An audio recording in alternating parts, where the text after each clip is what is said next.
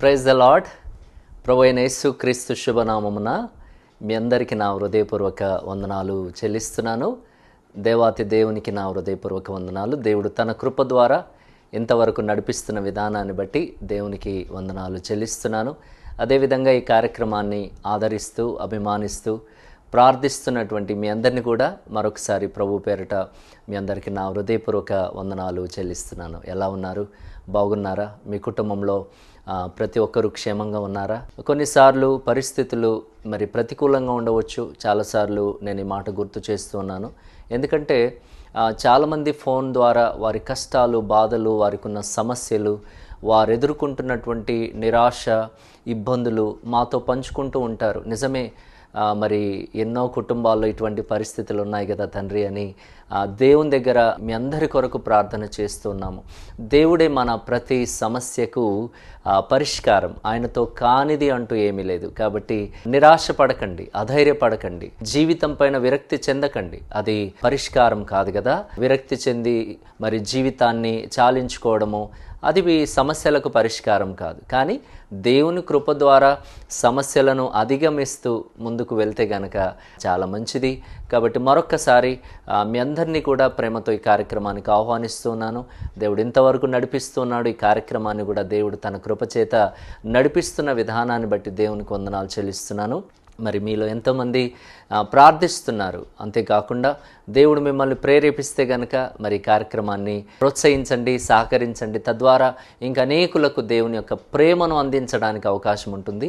ఎంతో భారభరితమైనటువంటి పరిచర్య ఇది. కాబట్టి దయచేసి సహకరించాలని కూడా ప్రేమతో కోరుచున్నాను. ముఖ్యంగా మీరందరూ ఆత్మీయంగా బలపడాలి అన్నది మా యొక్క ఉద్దేశం. ఇది మరి క్రైస్తవులను ఆత్మీయంగా బలపరచడానికి, అంతేకాకుండా క్రైస్తవేతరులు కూడా దేవుని మాటల చేత ఆదరించబడాలి, సత్యము తెలుసుకోవాలి, వాస్తవాన్ని తెలుసుకోవాలి. అంతేకాని ఇది మత ప్రచారం కాదు, మత ప్రచారంలో భాగము కాదు. ఇది సత్యం.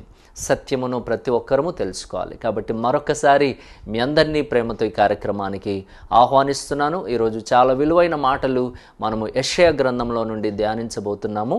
కాబట్టి మీ దగ్గర బైబిల్ గ్రంథాలు ఉన్నట్లయితే గనక యెషయా గ్రంథము 45వ అధ్యాయము 18వ వచనం 19వ వచనం 2 వచనాలు ధ్యానం చేసుకుందాం. సృష్టికర్త అయిన దేవుడు తనను గూర్చి ఇచ్చినటువంటి స్పష్టత. సృష్టికర్త అయిన దేవుడు తనను గూర్చి ఇచ్చిన స్పష్టత. దేవుని గూర్చి ఎవరో చెప్పడము కాదు, దేవుని గూర్చి ఎవరో ఏదో అనుకోవడం కాదు. దేవుడు తనను గూర్చి తాను ఇచ్చినటువంటి స్పష్టత, ఆ క్లారిటీ ఏదైతే ఉందో వాక్యంలో నుండి నేర్చుకుందాం. నిజమే, అంత గొప్ప దేవుడు మనతో సంబంధం కలిగి ఉన్నాడు. అంత గొప్ప దేవుడు మనల్ని సృష్టించాడు, మనకు ఈ విలువైన జీవితాన్ని ఇచ్చాడు.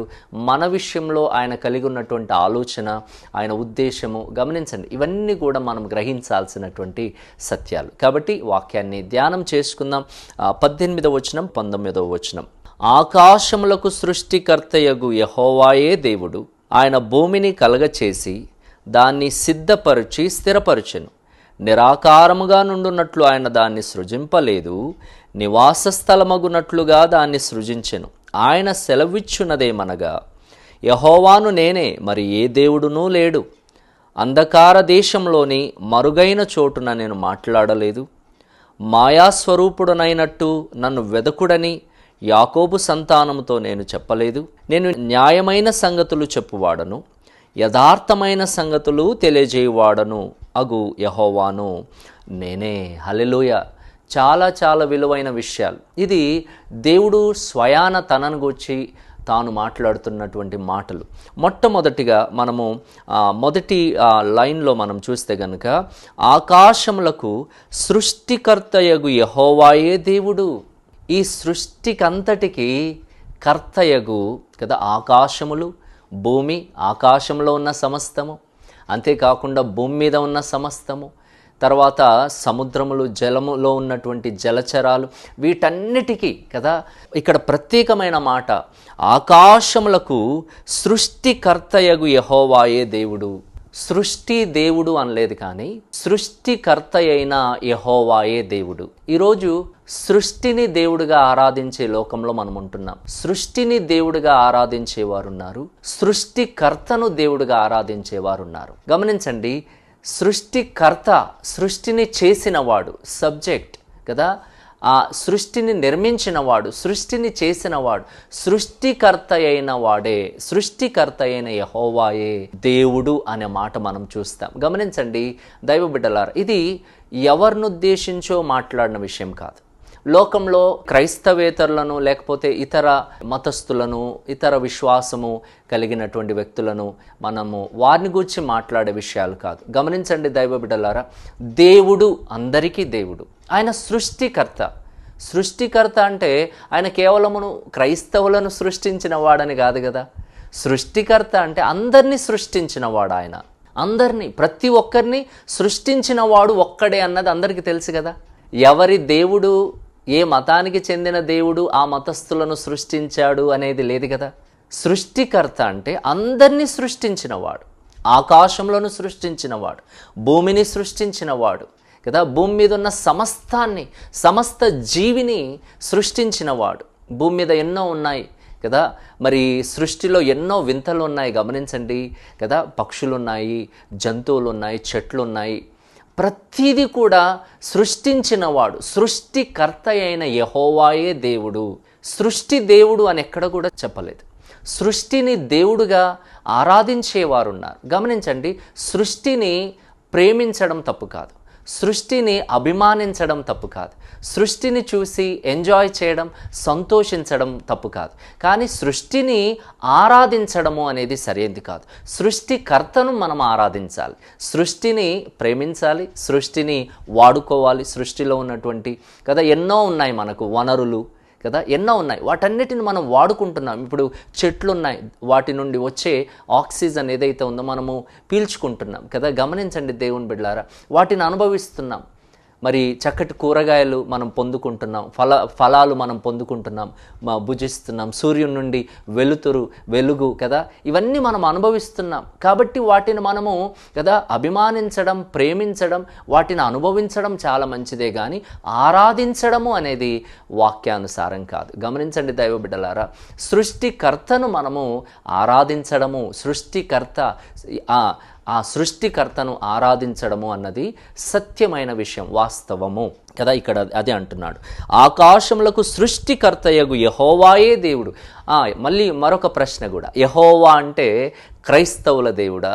యెహోవా అంటే వాస్తవానికి అది హిబ్రూ పదం, యాహ్వే అంటారు.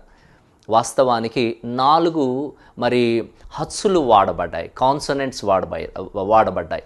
YHWH అంటారు. దాన్ని యాహ్వే అని మనం పలుకుతాం. యాహ్వే అంటే అర్థం ఏంటి అంటే ఆయన ఉన్నవాడు, I am that I am, నేను ఉన్నవాడను. యెహోవా అంటే క్రైస్తవుల దేవుడు అని అర్థం కాదండి. యెహోవా అంటే ఉన్నవాడు, ఉంచినవాడు కాదు, ఆయన ఉన్నవాడు. అంటే దాని అర్థం ఏంటి? Is self existent God. ఆయన ఉనికిలో, ఆయన స్వయంగా ఉనికిలో ఉన్నవాడు. ఆయనను ఎవరో ఉంచలేదు. ఎవరో ఉంచితే ఆయన దేవుడు కాదు కదా. దేవుణ్ణి ఎవరో ఉంచడం కాదు, ప్రతిష్ఠించడం కాదు, తాను స్వయంభవుడు, ఆయన ఉన్నవాడు, స్వయంగా ఉనికిలో ఉన్నవాడు. అంతేకాదు కదా, యెహోవా యాహ్వే అంటే ఉన్నవాడు, ఎంతకాలం ఉన్నవాడు? ఆయన నిత్యుడగు తండ్రి, అంటే నిత్యము ఉండేవాడు. Is eternal God. గమనించండి దేవుని బిడ్డలారా, దేవుని గూర్చి ఈరోజు గమనించండి, దేవునికి మనుషులతో సమస్య లేదు, కానీ ఈరోజు మనుషులకు దేవుని విషయంలో సమస్య తలెత్తింది. దేవుని గూర్చి మనుషులు గొడవ పడుతున్నారు. ఎంత విచారకరం, ఎంత విడ్డూరం. గమనించండి, దేవుడేమో అందరినీ తన బిడ్డలుగా పుట్టించాడు, అందరూ తన బిడ్డలు, తన స్వరూపంలో తన పోలికలో మనుషులను పుట్టించాడు దేవుడు. దేవునికి మనుషులతో సమస్య లేదు, కానీ ఈరోజు మనుషులకు దేవునితో సమస్య ఎందుకు? దయచేసి గమనించండి, ఆయన అందరి దేవుడు, సృష్టికర్త. ఆయన నిన్ను నన్ను పుట్టించినవాడు కదా. దేవుణ్ణి ఒక మతానికి పరిమితం చేయడము ఎంత హాస్యాస్పదం. గమనించండి దేవుని బిడ్డలారా, దేవుణ్ణి పంచుకుంటామా? మా దేవుడు, మీ దేవుడు, ఎవరి దేవుడు కాదు, అందరికీ దేవుడు. ఆయన అందరికీ దేవుడు. యెహోవా అంటే ఆయన ఉన్నవాడు. యాహ్వే హిబ్రూ పదమది, ఉన్నవాడు అని అర్థం. దేవుడు అనేవాడు ఉన్నవాడై ఉండాలి, తనంతట తానే ఉండాలి, ఎవరే కాదు. తనంతట తానే ఉండాలి. ఎంతకాలం ఉండాలి?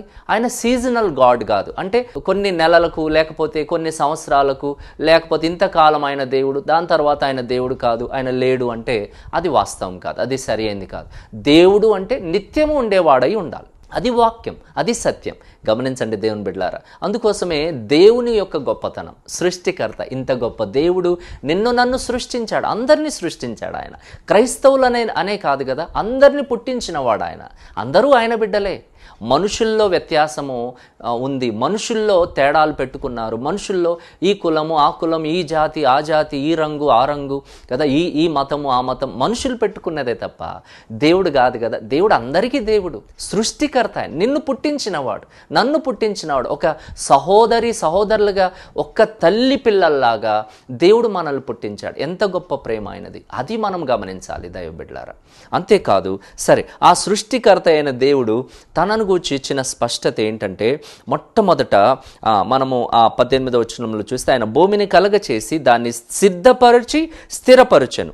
నిరాకారముగానున్నట్లు ఆయన దాన్ని సృజింపలేదు, నివాస స్థలమగునట్లుగా దాన్ని సృజించెను. హల్లెలూయ.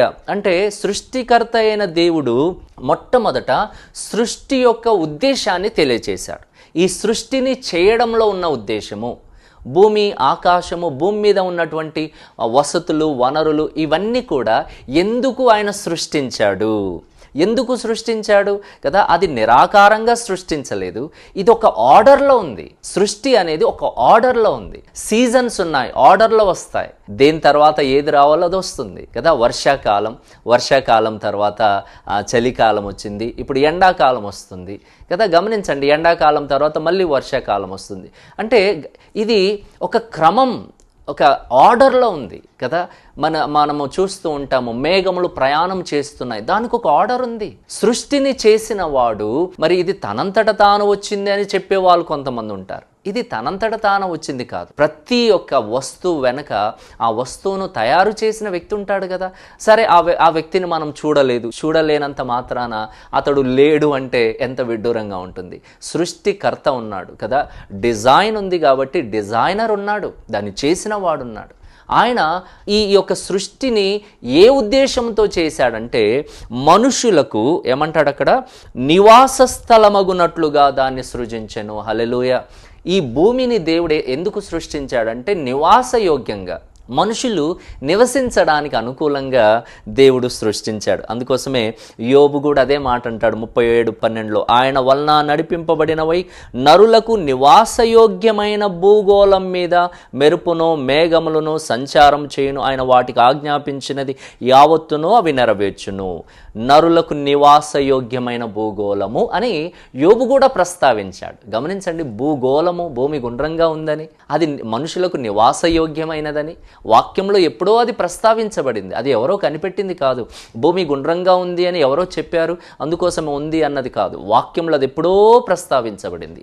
యోబు గ్రంథం ఎప్పుడో రాయబడింది, దాంట్లో అది ప్రస్తావన కూడా వచ్చింది. మనుషులకు నివాసయోగ్యమైనది అంటే సృష్టి యొక్క ఉద్దేశాన్ని దేవుడు లోకానికి తెలియచేశాడు. గమనించండి దేవుని బిడ్డలారా, ఈరోజు మనుషులు భూమి మీద కాకుండా ఎక్కడెక్కడో నివసించాలని అనుకుంటున్నారు, కానీ అది సాధ్యమయ్యేది కాదు కదా. భూమి మీదనే దేవుడు మనుషులను కొంతకాలం నివసించడానికి దేవుడు అవకాశం ఇచ్చాడు. అంటే మొట్టమొదట సృష్టికర్త అయిన దేవుడు తనను గూర్చి ఇచ్చిన స్పష్టతలో మొదటి విషయం మనం నేర్చుకుంటున్నాం ఏంటంటే, ఆయన సృష్టి యొక్క ఉద్దేశాన్ని తెలియజేశాడు. ఈ సృష్టి దేనికోసం, ఎందుకోసం. సరే, రెండో విషయానికి వద్దాం. అక్కడ తర్వాత మనం చదివితే గనక, ఆయన సెలవిచ్చినదేమనగా, ఇది దేవుడు సెలవిచ్చినది. ఇది ఎవరో మనుషులు మాట్లాడుతుంది కాదు. మనుషులు మాట్లాడితే తప్పు పట్టవచ్చు, కానీ దేవుడు మాట్లాడినమాట. ఆయన సెలవిచ్చినదేమనగా, యెహోవాను నేనే, మరి ఏ దేవుడునూ లేడు. యెహోవాను నేనే, సృష్టికర్తను నేనే, ఉన్నవాడను నేనే, మరి ఏ దేవుడు లేడు అంటే దాని అర్థం ఏంటి అంటే కదా, అది మోనోథియిజం అంటారు. అంటే ఒక్కడై ఉన్న దేవుడు ఒక్కడే అని తెలియజేయడానికి, యెహోవాను నేనే, మరి ఏ దేవుడునూ లేడు. దేవుడు ఒక్కడే, గాడ్ ఈజ్ వన్, అంతే. దేవుడు ఒక్కడు. మీ దేవుడు, మా దేవుడు, వాళ్ళ దేవుడు, వీళ్ళ దేవుడు కాదు. దేవుడు ఒక్కడు, సృష్టికర్త దేవుడు అనే మాట. గమనించండి, ఇది ఎవరు సెలవిచ్చారు? దేవుడే. ఆయన సెలవిచ్చినదేమనగా, యెహోవాను నేనే, మరి ఏ దేవుడును లేడు. ఈరోజు యెహోవా అంటే క్రైస్తవుల దేవుడని, యేసు అంటే క్రైస్తవుల దేవుడని, అక్కడ క్రైస్తవుడు అనే పేరే లేదు. క్రైస్తవుడు అంటే అర్థం ఏంటి అంటే క్రీస్తును అనుసరించేవారు. క్రీస్తు అంటే ఎవరు కదా? యేసు అంటే ఎవరు? యేసు అంటే రక్షకుడు అని అర్థం, అంతే. రక్షకుడు, రక్షించేవాడు, అన్నిట్లో నుండి మనల్ని రక్షించేవాడు, దేవుడు, రక్షకుడు, అంతే కదా. గమనించండి, ఒక మతానికి ఆయనను పరిమితి చేయడం ఏంటి? ఈ రోజుల్లో మరి సత్యాన్ని అర్థం చేసుకోలేక అపార్థం చేసుకునే వారు లోకంలో చాలామంది ఉన్నారు. సరే, వాళ్ళ ఇష్టము, కానీ సత్యము సత్యమే కదా దైవ బిడ్డలారా. దయచేసి ఈ విషయాన్ని మనం గమనించాలి. మొట్టమొదట మనం నేర్చుకుంటున్న విషయం ఏంటంటే, సృష్టి యొక్క ఉద్దేశం తెలియజేసిన వాడు కదా. తర్వాత 19వ వచనం చూద్దాం. ఇప్పుడు చాలా విలువైన విషయాలు మనం నేర్చుకుంటాం. 19వ వచనంలో, అంధకార దేశములోని మరుగైన చోటున నేను మాట్లాడలేదు. అంధకార దేశములోని అంటే చీకట్లో, తర్వాత మరుగైన చోటున నేను మాట్లాడలేదు అంటే is not a secret God కదా. ఈ సో ట్రాన్స్పరెంట్. ట్రాన్స్పరెన్సీ అనే దానికి తెలుగులో అయితే పారదర్శకత అంటారు. అంటే ఆయనలో కదా రహస్యమైనది ఏమీ లేదు. ఆయన చాటుకు మాట్లాడింది కాదు, చీకట్లో మాట్లాడింది కాదు. అరే, కొన్నిసార్లు కొంతమందిని గురించి అంటారు కదా, అరే అతని గురించి అసలు అర్థమే కాదు, అతన్ని మనం అర్థమే చేసుకోలేము కదా, ఆయన ఏంటి, ఆయన ప్రవర్తన ఏంటి, ఆయన విధానం ఏంటి, ఈ విధంగా కొంతమందిని గురించి మాట్లాడే వాళ్ళు ఉంటారు. ఆ వ్యక్తిని మనము కదా పూర్తిగా అర్థం చేసుకోలేకపోతాం కదా. ఆయన చాలా రహస్యంగా ఉండే విధానాలు, కొంతమంది విధానాలు ఉంటాయి. కానీ దేవుడు ఏమన్నాడంటే, అంధకార దేశంలోని మరుగైన చోటున నేను మాట్లాడలేదు, నేను చాటుకు మాట్లాడలేదు. ఆయనను గూర్చినటువంటి వాస్తవాలు చాటుకు చెప్పబడినవి కాదు, అవి మరి చీకట్లో చెప్పబడిన విషయాలు కాదు, మరుగైన విషయాలు కాదు. They are not secrets, they are not hidden thing, they are transparent. అవి అందరికీ స్పష్టమైన మాటలు, దేవుని గూర్చినటువంటి మాటలు. ఇవి రహస్యమైనవి కాదు, మోసయుక్తమైనవి కాదు, చాటున చెప్పే విషయాలు కాదు. ఇవి మరి అందరికీ కూడా తెలియబడిన మాటలు. ఆయన సృష్టిలో ఉన్న దేవుడు, సృష్టి ఉంది. ఈరోజు ఆయనను బట్టి మనము డేట్ కూడా వేస్తున్నాం, వాడుతున్నాం. క్రీస్తు పూర్వం అంటున్నాం, క్రీస్తు శకము అంటున్నాము. ఎక్కడ రహస్యమైనది లేదు కదా. ఇది ఎవరో కల్పించిన స్టోరీ కాదు కదా. సరే, అది వాస్తవం కాకపోతే గనక మనం నమ్మవలసిన పరిస్థితే లేదు, నమ్మాల్సిన విషయమే కాదు, నమ్మని అవసరమే లేదు. సత్యమైతేనే మనం నమ్మాలి. ప్రభు అంటున్నాడు, నేను యెహోవాను, నేను కదా అంధకార దేశంలోని మరుగైన చోటున నేను మాట్లాడలేదు, నేను చాటుకు మాట్లాడిన వాడిని కాదు. ఆయన మాట్లాడిన మాటలు లోకమంతటికి దేవుడు బయలుపరిచాడు. సత్యము పరిశుద్ధ గ్రంథము ద్వారా. ఆనాటి నుండి కూడా పరిశుద్ధ గ్రంథము ప్రజలకు అందుబాటులో లేనప్పుడు ఆయన ప్రవక్తలతో మాట్లాడాడు కదా. ప్రవక్తల ద్వారా ప్రజలతో మాట్లాడాడు. ఆయన దర్శనాల ద్వారా దేవుడు మాట్లాడాడు. దేవుడు వారికి దర్శనమిచ్చాడు. ఎన్నో విషయాలు మరి అవన్నీ కూడా సృష్టిలో మరి చరిత్రలో జరిగినటువంటి వాస్తవాలు అవన్నీ ఉన్నాయి, అవన్నీ జరిగిన విషయాలే. దైవ బిడ్డలారా, ఈరోజు ఈ సత్యాన్ని మనం గమనించాలి కదా. అంటే పారదర్శకత కలిగిన వాడు, ఈజ్ ట్రాన్స్పరెంట్, తనను తాను కనపరుచుకోకుండా ఉండలేదు, తనలో ఎటువంటి రహస్యము లేదు, మర్మము లేదు, తన ఉద్దేశాలను తెలపకుండా ఆయన ఉండలేదు. అంతేకాకుండా సృష్టి ద్వారా తనను తాను లోకానికి కనపరుచుకున్నాడు కదా. సృష్టిని చూస్తున్నాం, నేచర్, దాన్ని జనరల్ రెవల్యూషన్ అంటారు, సాధారణ ప్రత్యక్షత. సృష్టి ఉంది అంటే దేవుడు ఉన్నాడు అని మనకు అర్థమవుతుంది. అంటే తనను తాను మరి ప్రత్యక్షపరుచుకున్నాడు. అంతేకాకుండా ప్రావిడెన్స్, పోషణ, దేవుడు అన్నిటిని పోషిస్తున్నాడు. ఊర్లో ఉన్న వాటినే కాదు, అడవిలో ఉన్నటువంటి జంతువులను దేవుడు పోషించట్లేదా? ఎవరు పోషిస్తున్నారు? ఏ ప్రభుత్వం వారు పోషిస్తున్నారు? మరి అడవి జంతువులు కదా, ఆకాశ పక్షులు ఎవరు పోషిస్తున్నారు? ప్రభు అంటాడు, అవి విత్తవు, కోయవు, అవి సమకూర్చుకొనవు, నేను వాటిని పోషించడం లేదా? మీరు వాటికంటే శ్రేష్ఠులు కాదా? గమనించండి. అంటే దేవుని గూర్చి సీక్రెట్ అనేది ఏమీ లేదు, రహస్యము అనేది ఏమీ లేదు. కాకపోతే మనకు తెలియకపోవచ్చు, తెలుసుకోవాలి. ఆయనకు సంబంధించినటువంటి సమాచారం గ్రంథాలలో మనం చదవాలి. ఏంటి, ఏది సత్యము, ఏది వాస్తవము తెలుసుకోవాలి. అంతే, గ్రుడ్డిగా వెళ్ళడం కాదమ్మా. అందరికీ దేవుడు అవసరం, కానీ సత్యం ఏంటి, నిజ దేవుడు ఎవరు కదా, ఆ ఎవరు, హూ ఈజ్ రియల్ క్రియేటర్, నిన్ను నన్ను పుట్టించింది ఎవరు, చరిత్రలో ఉన్నది ఎవరు, ఇవన్నీ కూడా మనం పరిశీలించాల్సిన విషయాలు. దైవ బిడ్డలారా గమనించండి, ఇందులో రహస్యం లేదు, ఇందులో మోసం లేదు, ఇందులో సీక్రెట్ లేదు, చాటుకు చెప్పే విషయాలు కావు ఇవి. మీరు ఎక్కడైనా వచ్చి వినొచ్చు, ఏ మందిరంలోకి వచ్చైనా వినొచ్చు, చర్చిలోకి వచ్చి ఓపెన్గా వినొచ్చు కదా. ఇవన్నీ కూడా స్పష్టమైన విషయాలు గమనించండి. కాబట్టి ఆయనలో ఎటువంటి రహస్యం అనేది లేదు. అంతేకాదు మరొక విషయాన్ని కూడా మనం నేర్చుకుంటాం. 19వ వచనం 2వ లైన్లో, మాయా స్వరూపుడనైనట్టు నన్ను వెదకుడని యాకోబు సంతానముతో నేను చెప్పలేదు. ఆయన మాయాస్వరూపి అయినట్టు, ఆయన మాయాస్వరూపి కాదు కదా, ఆయన మాయా కదా, ఆయనే అంటున్నాడు మాయాస్వరూపి. మాయాస్వరూపి అంటే కింద మనం చదువుతాము, అదే ఫుట్ నోట్ నెంబర్ 3లో, వ్యర్థముగా అంటే ఆయన మాయాస్వరూపి కాదు, ఆయనను వెదికేవారు వ్యర్థంగా వెతకడం లేదు. ఆయన మాయాస్వరూపి కాదు, సత్యస్వరూపి కదా. ఆయనను గూర్చినటువంటి సమస్తము కూడా సత్యమే గాని కదా. కొన్నిసార్లు అంటారు అంతా మాయరా, అంతా మాయాస్వరూపి కాదు ఆయన, ఆయన సత్యస్వరూపి. ఆయన అంటాడు, నేను సత్యమును గూర్చి మరి ప్రకటించడానికి ఈ లోకానికి వచ్చాను, సత్యమును గూర్చి సాక్ష్యం ఇవ్వడానికే నేను పుట్టాను, సత్యవంతులు నా మాటను వింటారు. గమనించండి, సత్యము వాస్తవము. Christianity is not religion, it is reality. అంతే, స్పష్టము, వాస్తవం. దైవ బిడ్డలారా, ఇది ప్రతి ఒక్కరం గుర్తించాలి. ఇది కేవలము క్రైస్తవులనే కాదు, క్రైస్తవేత ఎవరైనా సరే సత్యమును గుర్తించాలి. దైవ బిడ్డలారా, ఇక్కడ 3వ విషయాన్ని చూస్తున్నాము. ఏంటంటే తనను వెదకడము అనేది వ్యర్థమైంది కాదని తెలిపినవాడు. తనను వెదకడం అనేది వ్యర్థమైంది కాదు. నువ్వు ఆయన దగ్గరికి వచ్చి ప్రార్థన చేస్తే, నువ్వు ఆయనను వెతికితే తప్పకుండా దేవుడు నీకు సహాయం చేస్తాడు. వెతకడము అంటే ఎక్కడో మందిరంలో వెతకడము కాదు, వస్తువులలో వెతకడం కాదు. నువ్వు ఆయన సన్నిధికి వచ్చి యథార్థంగా ఆయన సన్నిధానంలో ప్రార్థిస్తే, వాక్యంలో ఉంది కదా, అడుగుడి మీకు ఇయ్యబడును, వెదకుడి మీకు దొరుకును, తట్టుడి మీకు తీయబడును. గమనించండి, ఆయనను వెదికే వారికి దేవుడు కూడా వాక్యంలో మనము అపోస్తల కార్యం 17వ అధ్యాయం 26వ వచనంలో చూస్తాం. మరియు యావత్ భూమి మీద కాపురముండుటకు ఆయన ఒకని నుండి ప్రతి జాతి మనుషులను సృష్టించి, వారు ఒకవేళ దేవుణ్ణి తడులాడి కనుగొందురేమో అని తనను వెదుకు నిమిత్తము నిర్ణయ కాలమును వారి నివాస స్థలం యొక్క పొలిమెరలను ఏర్పరచెను. ఆయన మనలో ఎవనికి దూరముగా ఉండేవాడు కాదు. హల్లెలూయా! ఎంత గొప్ప దేవుడు ఆయన, ఎంత గొప్ప దేవుడు. ఆయన మాయాస్వరూపి కాదు. అరే కనబడట్లేదు, అరే నా ప్రార్థనకు జవాబు ఇవ్వట్లేదు, ఇప్పుడే ఉండే మాయమైపోయాడు. గమనించండి, అదేది కాదు కదా. ఆయన మాయాస్వరూపి కాదు, ఆయన చరిత్రలో నిలిచిపోయిన దేవుడు.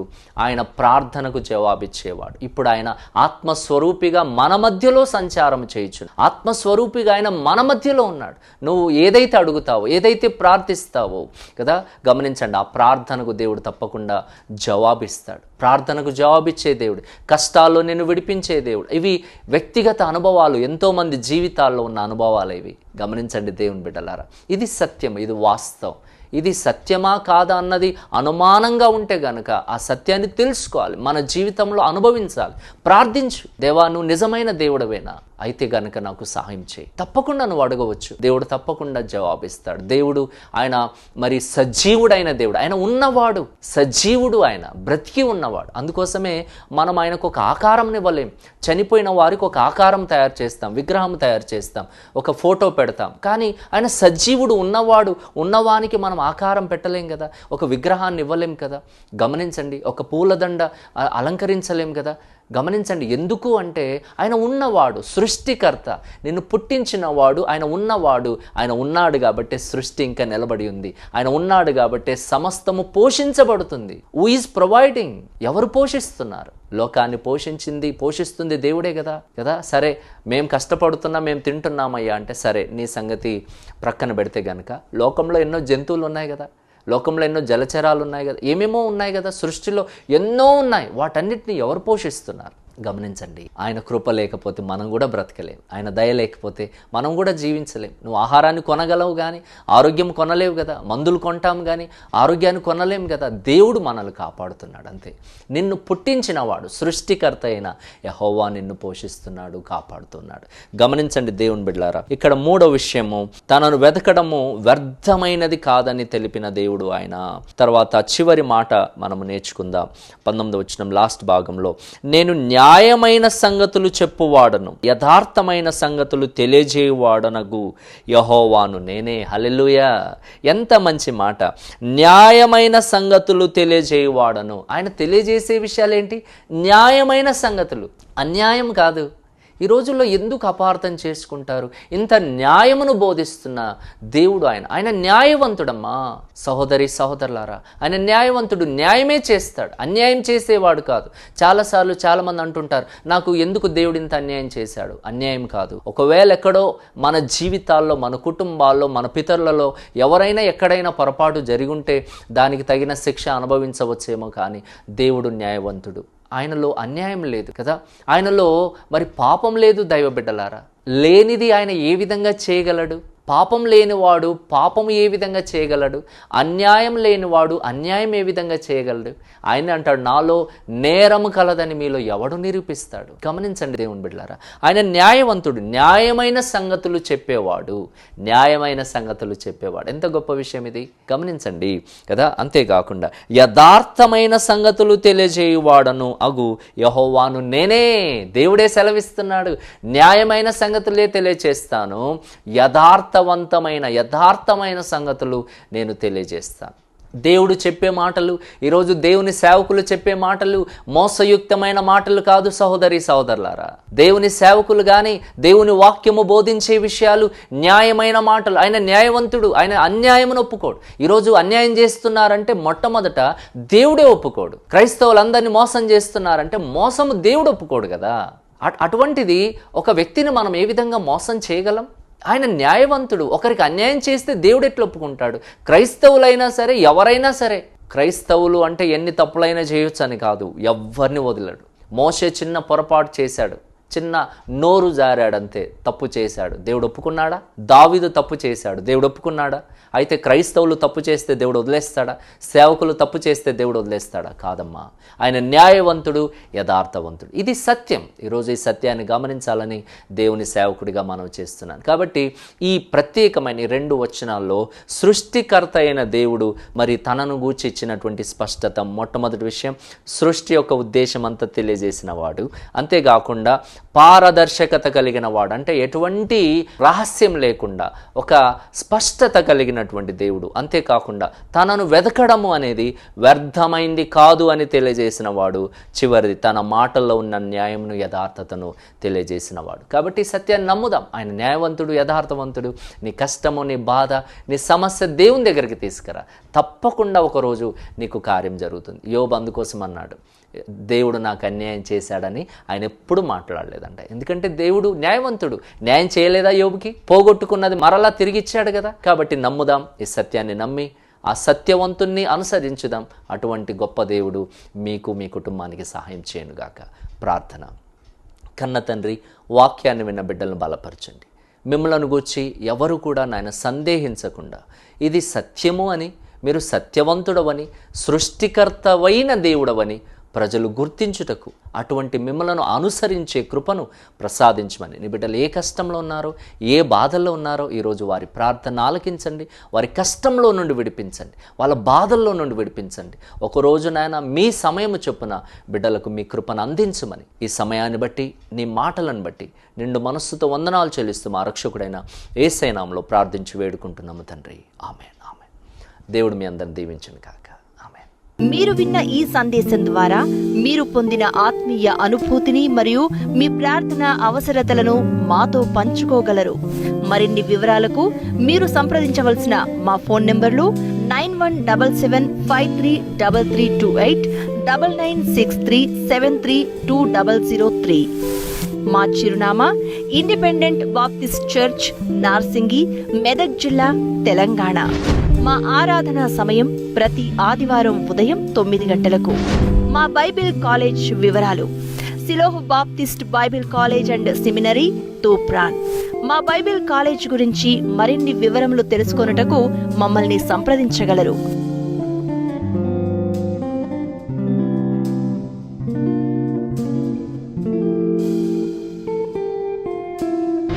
దేవుడు మిమ్ములను సమృద్ధిగా దీవించునుగాక.